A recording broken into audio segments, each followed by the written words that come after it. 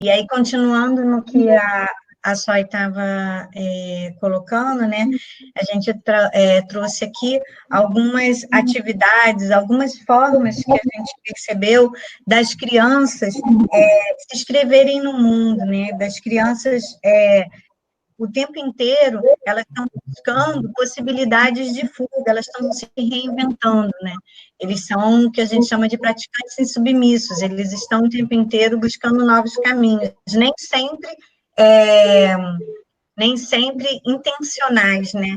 E aí daqui a gente tirou algumas coisas da nossa prática, né, do nosso trabalho com as crianças, e também tem outros que rolam aí pela internet. E nesse primeiro está assim, com a ajuda da sua família, leia as perguntas abaixo e pinte as respostas corretas. O que a vaca nos dá? Aí ele não pinta nada, escreve nada. O que a abelha nos dá? Ele não pinta nada, escreve nada. E no final, escreva do seu jeitinho uma frase com a palavra vaca. Vamos respeitar a vaca. Então, o quanto que é uma narrativa, é uma forma de estar no mundo, é uma forma de se colocar. Ele colocou nada, e o quanto que essa última resposta nos traz do conhecimento que ele tem, do que ele pensa, de como ele se insere no mundo, de como ele percebe esse mundo. Né? Essa outra aqui do lado, compete com o maior ou o menor, e outra forma de ler, né? ler e de compreender e de achar brechas, né? Porque provavelmente não tem o conhecimento do maior e do menor, viu a palavra ou em cima e fez uso dela da maneira que ele, em algum momento, pode ter encontrado uma lógica, né? As crianças, elas também, os alunos, nós também, a gente busca lógicas que são muito próprias também. Eu costumo, Simone, dizer que eu não saí da infância, né? Então, eu fico pensando, com uma criança que não sabe maior que e menor que, o ou é a melhor resposta. Então, tanto faz menos um ou um, para ele é ou. Então, a resposta dele está correta dentro daquele sistema de lógica que ele elaborou, né? Sim, e além de tudo, ele entende também que as respostas com letras, né, com escrita, geralmente são mais valorizadas também na escola, né? E essa do jacaré que ele foi e botou Lacoste, quer dizer, acessou um conhecimento que ele tinha, que ou seria... Oi? Um conhecimento que está no mundo, né? Que está no mundo e que traz um conhecimento também que é dele, né? Que nem todo mundo tem, e representou ali. E esse embaixo que é maravilhoso também, que é, olha a sua volta e desenhe nos espaços abaixo exemplos de seres vivos e de seres não vivos. Então, o ser vivo lá em bonequinho em pé, e o ser não vivo, não vivo é o bonequinho morto. Então, assim, o quanto que também é uma narrativa, um conhecimento, e que não é nem sempre, não é intencional, né? Que ele não está provocando, ele está colocando da maneira como ele compreende o mundo. Não, a gente aqui não trouxe isso para discutir se é o certo ou se é errado, se a escola aceita ou não aceita, mas a gente está trazendo para a gente pensar junto as outras formas de narrar. E de se inscrever no mundo, né? Isso. Como essa maravilhosa também. Essa da avaliação de história, que pede um resumo sobre a Segunda Guerra Mundial, e ele escreve, né? Granada, evacuar, soldado ferido, munição, granada. E aí a gente pensa também que não existe apenas uma forma de narrar, né? A gente compreende como uma narrativa. Não é o conhecimento que é esperado, e, mais uma vez, não é essa temática que a gente traz, né, de discutir, mas é uma forma de narrar, né, e às vezes com muito mais, que traz também um conhecimento do que ele entende como uma guerra, né, que pode estar associado também ao conhecimento de vida também, né? Então, quanto que essa escrita, essa narrativa nos conta, mesmo sem estar nos padrões da escola, e quanto que muitas vezes a gente encontra na literatura também essa outra forma, né? E, por último, o estado de água, o estado da água quando ela evapora. São Paulo, quer dizer, se ele mora em São Paulo, para ele, o estado ficou algo mais forte, né, que é um estado, ele já colocou lá como uma maneira de responder àquela questão, né? Na cidade da Ana Lúcia, lá em Cuiabá, vão dizer que é Cuiabá a cidade, que E evaporar 41 graus hoje. E também tem... Cadê a água? Eles nem têm água, quando vejo que evaporou. E talvez aquele São Paulo seja naquele período de seca que teve em São Paulo, né? Uma crise hídrica grande, e aí acabou suscitando isso. Certamente. E às vezes a criança também, já trazendo aí a nossa análise, a nossa interpretação de uma professora alfabetizadora que somos, também tem a ideia de conseguir ler uma palavra, né? Às vezes também foi a palavra que ele conseguiu ler também ali, estado, e fez a associação, quer dizer, várias leituras podem ser feitas disso, né? Sim.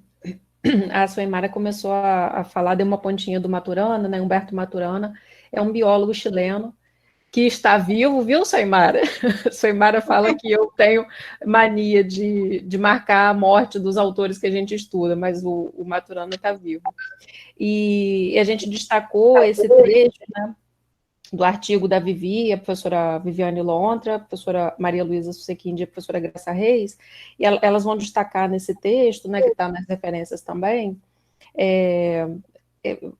elas vão falar das narrativas de professores, justamente o que a gente faz, né? O reconhecimento e a valorização das autorias docentes, porque, como diz o Maturana, nós nos constituímos na conversação com os outros.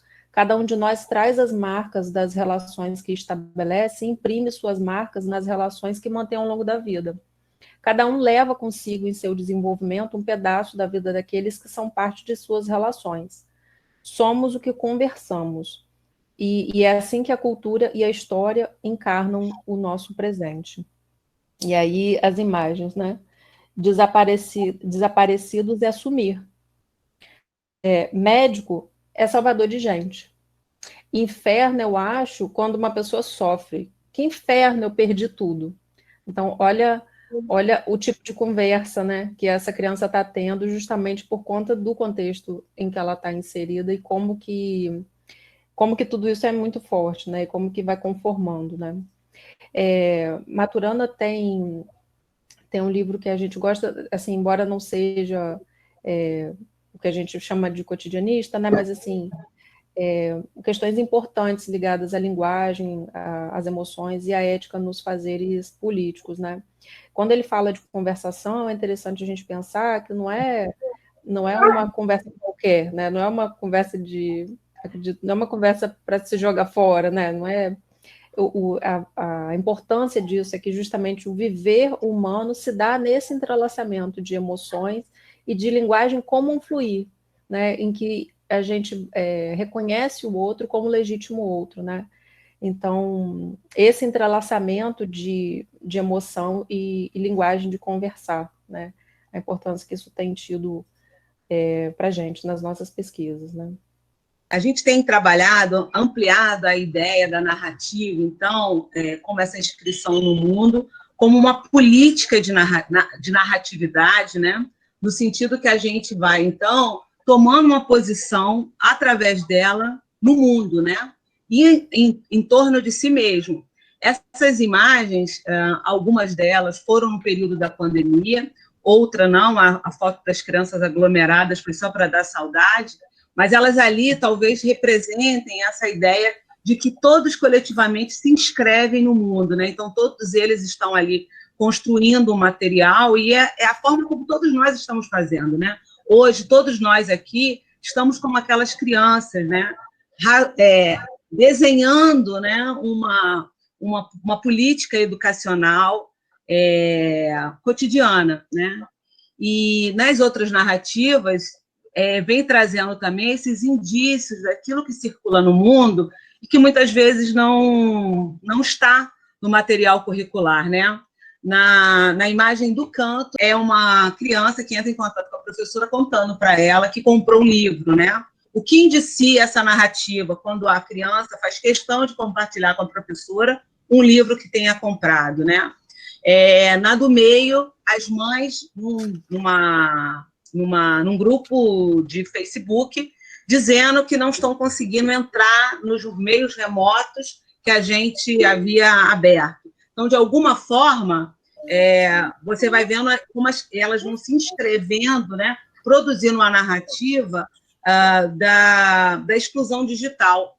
Da mesma forma, quando o menino, a criança do lado, quando manda um zap para a professora, pede, conta que está aprendendo a dividir, mas ela quer que a gente mande conta para ela. Então, de alguma forma, as crianças ainda buscando outros meios de entrar em contato com a escola. Tudo isso é narrativa, e tudo isso, muitas vezes, nos escapa enquanto produção intelectual e acadêmica, né? Lá em cima tem uma outra mãe que postou no Facebook contra a volta, a questão do distanciamento social, né? E ela diz, então... Eu tenho filho com a retorno imediato. Isso. Sim, eu amo meu filho, não quero que nada de ruim aconteça com ele. Mas tem que definir, ou volta ou cancela de uma vez. Mas se cancela, cortem o salário dos professores até o ano que vem, ou quando tiver uma vacina. Faça isso e veja mais o que acontecer. As aulas voltam no mesmo dia.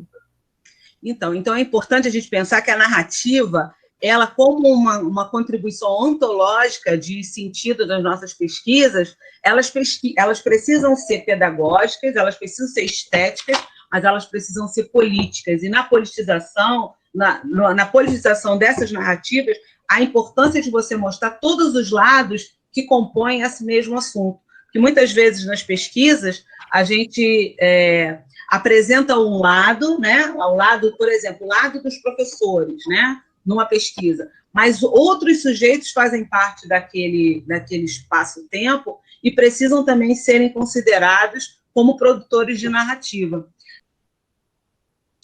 Sim.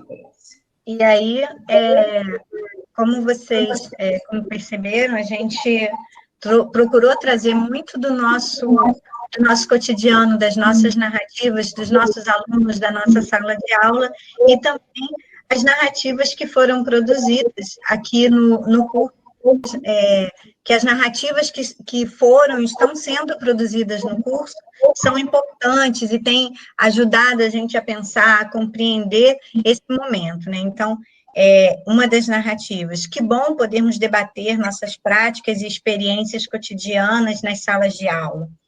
Abertura de mentes e aprendizados. Oportunidade de interrogar o que entendemos como currículo diante da pandemia. O que a ânsia de acumular conteúdo indica?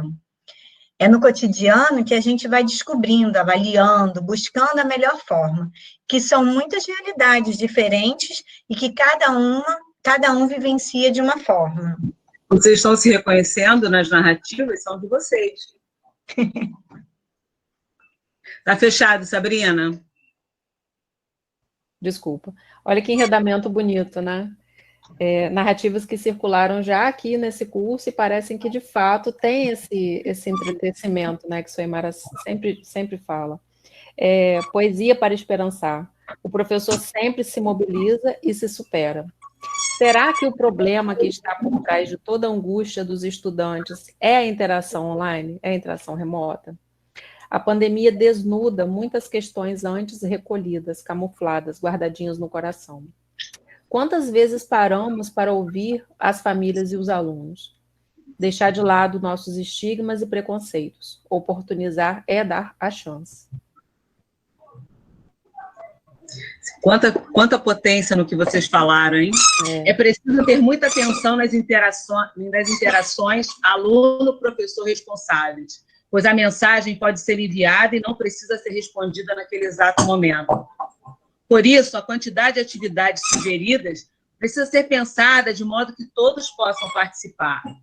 Isso mesmo, Adriana. Os tempos são diferentes e incontroláveis. Precisamos ter muito respeito e empatia com as famílias. É isso, nossa! Tive uma reunião com as famílias hoje. Currículo é vida. A escola hoje é a vida. E a vida precisa ser motivo de diálogo e conteúdo escolar. Então, o currículo hoje é algo ainda mais movimento para assim vivermos com tranquilidade, mesmo em tempos confusos. Então, vocês percebem como a pesquisa narrativa ela é decolonial, porque ela traz todas as vozes, e aí o Benjamin vai dizer, traz as vozes dos vencidos, que somos nós, né? E também ela é pós-disciplinar, porque ela é multireferenciada. Então, aqui a gente pode trazer a filosofia, a sociologia, a gente pode pensar a pedagogia, a gente pode pensar a psicologia, tudo enredada que vai construindo a política de narratividade onde a gente se inscreve no mundo. Eu acho que também muito interessante é o quanto que desnaturaliza as coisas, né? Quando a gente, nessas narrativas, traz, né, que as questões, que algumas questões da pandemia para a escola trazem questões novas, mas outras já estavam na escola há muito tempo, né? Tudo isso que a Soimara falou, né? E também a ancestralidade, a gente também pode pensar a ancestralidade, né? Esse vídeo a gente ia passar uns pedacinhos dele, a gente ficou com receio de não conseguir, né? E aí ele já está nas referências, né? O Ailton Krenak, ele é líder dos povos indígenas, é um pensador brasileiro importante.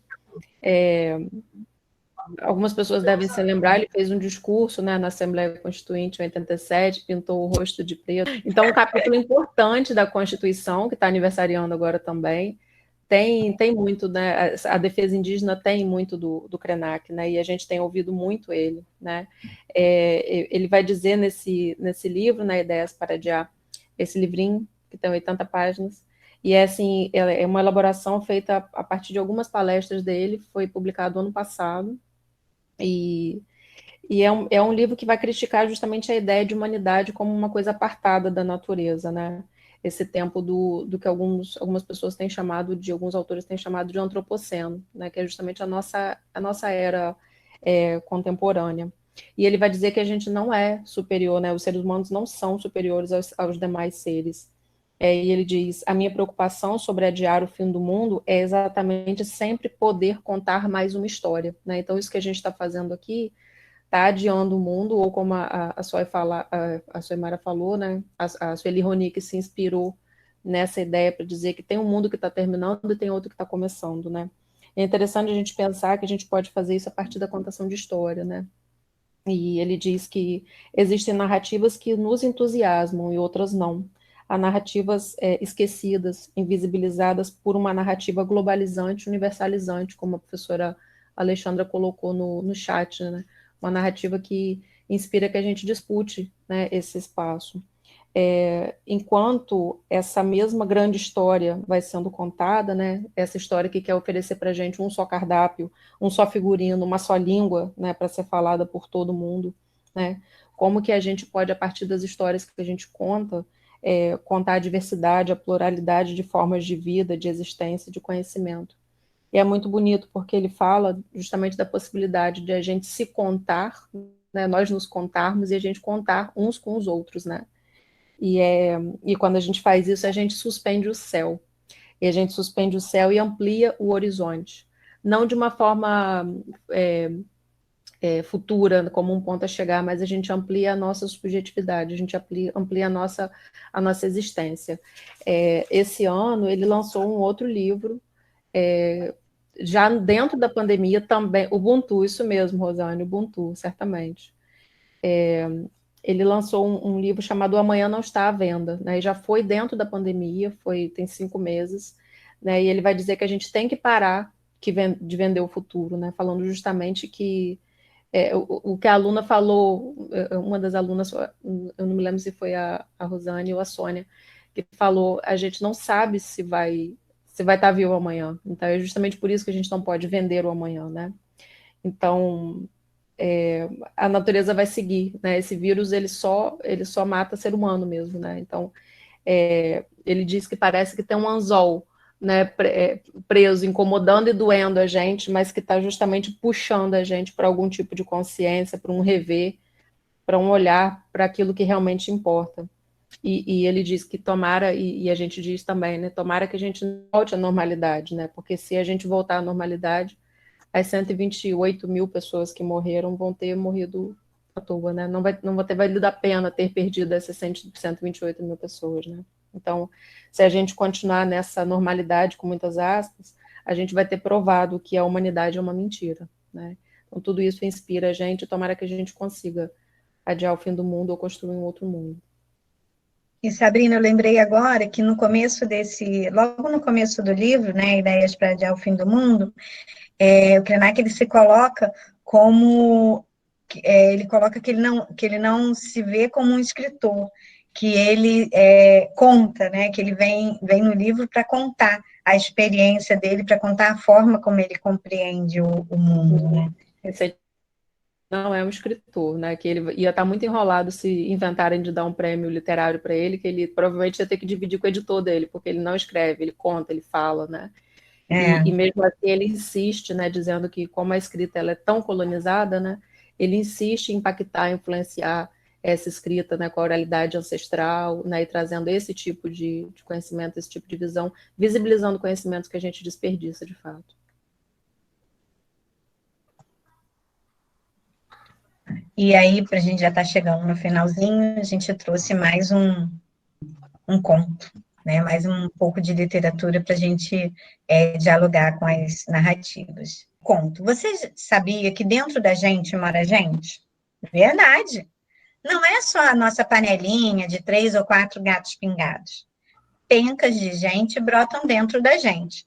Brotam parentes e atraentes, conhecidos distraídos e encheridos, companheiros fofoqueiros e bisbilhoteiros.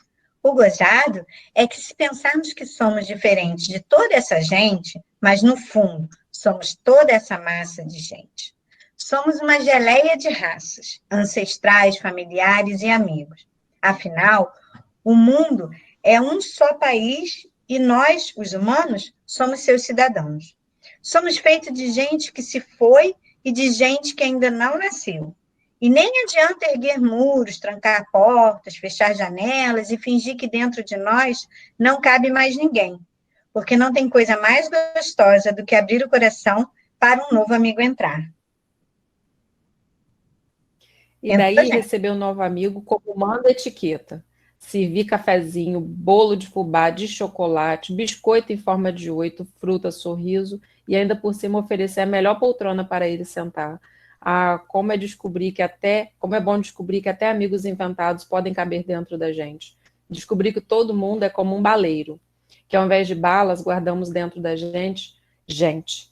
Gente de vários sabores, gente de vários amores. Epa, e por falar em sabores, não deixe de experimentar as pessoas de framboesa e as de hortelã. Elas são deliciosas. Gente que muda a gente. Conto de Jonas Ribeiro. Obrigada, gente. Mas a gente não queria terminar antes de levar para vocês as mesmas inquietações que nos moveram a fazer esse trabalho, né? Nós queríamos, a partir da ideia do Eliseu, né, que a pandemia ela cria um sistema terra, né, quer dizer, o sistema mundo que tem a necropolítica como chave. E esse sistema terra, como o Krenak diz, que pode se salvar via narrativa, contando história, na contação da história, quais são, então, as possibilidades que nós temos de linhas de fuga que podem ser potencializadas pelas diversas formas de escrita, pelas narrativas dos praticantes, quais as narrativas podem inventar outros possíveis de ser professor, e ainda com Eliseu pensando, o que te move diante desse cenário? O que te comove diante desse cenário? E o que você narra do que te comove diante desse cenário? E aí fica aberto, então, para vocês então poderem nos contar quais as narrativas de praticantes podem ser alternativas para a gente poder criar um outro sistema mundo em harmonia com o sistema Terra.